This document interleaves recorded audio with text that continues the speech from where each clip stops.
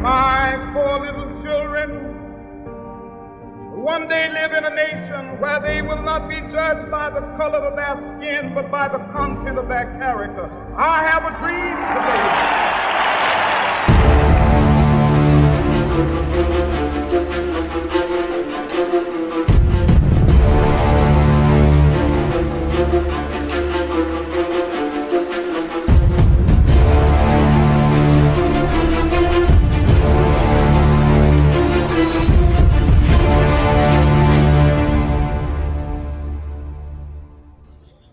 And all through, they never told me where they were taking me or why they were arresting me. Then they were insisting I write a statement, so I asked them about what. Nobody told me anything. So all through that time, I was feeling threatened. I have a heart condition. So I kept telling them, let me talk to my lawyer, let me talk to my son. They had my phone, they refused. And the only time they allowed me to talk to my son, they used their phone, but I realized they had not called my son when they said that a woman had picked up the phone. So I knew they were lying. Then they drove around town, and I ended up I think it's somewhere, it's called another building, I don't even remember. They took me in, I stayed there for a few minutes, then they changed again. They took me to 3 different locations before I ended up being here.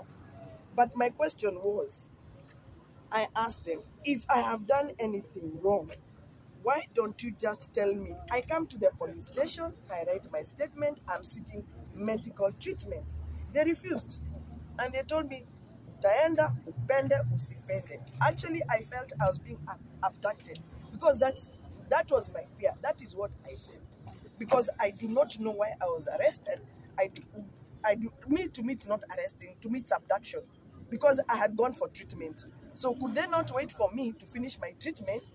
They know where I stay because they told me, even we know your house, we know where you're staying. Could they not even reach out or call me because they had my numbers? Could they not reach out to me and tell me, we want to talk to you, come to our offices, instead of coming and manhandling me when I'm seeking medical treatment in a hospital? It is very unfair. It is very wrong. And me, I still insist, and I still say I just came to fight for the patients who have no voice. I am not a political leader. I am not looking for anything. I'm a nurse. And all those people who know me, I have always fought for patients' rights. That's all I want. Give the patients their rights. Let them get their proper treatment. Stop taking the money and you don't get the treatment, because that is what is happening. And I saw many patients, as our Honorable MP Maanzu has said. I met many patients. I had no even patients who kept telling me they are paying that share, they are paying treatment from their pockets. It is true. I even encountered some patients there. They told me they have a bill of 2 million and Sha only paid 2,000. What is that? Another one had a bill of 400,000, Sha paid 1,000. What is that? Me, it is not about me. I am sorry, it is not about me. It is about doing what is right to the patients and to the Kenyans. And even when I went to that office, I never addressed anybody. I just said, I am fighting for the Kenyans. Do what is right. We are asking questions. That is all. Na walikukamata kabla hata hujapokea matibabu, hali yako kwaje? Umelala hapa usiku yote? Hello everyone, welcome back to the Crime Expert. I'm here once again to break down the stories and events shaping our society. If you're passionate about truth and justice, you've come to the right place.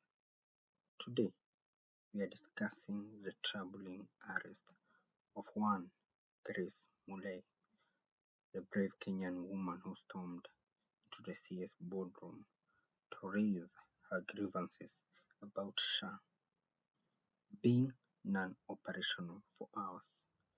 Her actions, though bold and necessary, led to her being forcibly arrested yesterday for allegedly creating a disturbance. But let's talk about what this arrest really signifies in Kenya. It's yet another example of how the Directorate of Criminal Investigations, known as the DCI, an institution designed to fight crime and uphold justice, has been weaponized by politicians to silence dissent. This is not an isolated incident. Just the other day, the National Assembly Speaker candidly admitted that he doesn't rely on SHA for his medical services. And why would he? You'll think with a salary of close to $1 million shillings per month, he can comfortably bypass the broken systems ordinary to Kenyans who are forced to endure these systems. Let me be clear. Grace Mulei's arrest is one of the most short-sighted and unjust acts in recent Kenyan history. Instead of upholding justice and addressing legitimate concerns, the police force has once again been reduced to a tool for the elite to suppress brave citizens who dare to demand their rights. What's worse is that in the digital age, old videos resurface, and these actions will likely return to haunt our political leaders. Imagine 2027 when Ruto campaigns for a re-election. This very act of silencing a concerned citizen could become a symbol of how institutions failed the people. And here's the heart of the matter. Crimes should be fought with justice, but how can we expect justice when the very institutions mandated to protect us are compromised by the political elite? Instead of standing for the rule of law, they serve as enforcers for those in power, perpetuating cycles of injustice and oppression. We, as Kenyans, cannot stay silent, and it is our duty to call out these injustices and condemn them every single day. When institutions fail us, it falls to the people to demand accountability and advocate for change.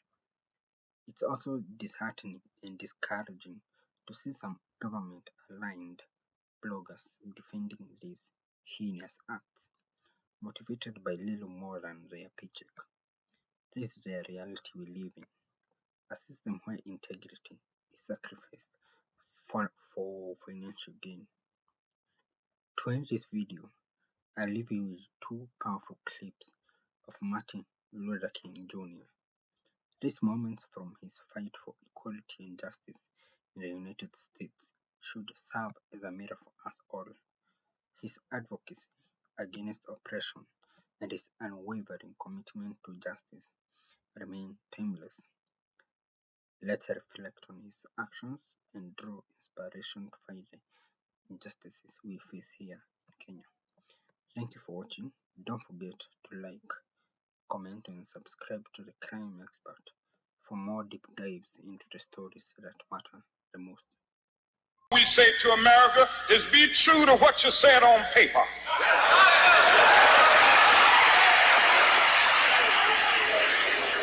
If I lived in China or even Russia or any totalitarian country, maybe I could understand some of these illegal injunctions. Maybe I could understand the denial of certain basic First Amendment privileges because they haven't committed themselves to that over there. But somewhere I read of the freedom of assembly. Somewhere I read of the freedom of speech. Somewhere I read of the freedom of press. Somewhere I read that the greatness of America is the right to protest far right.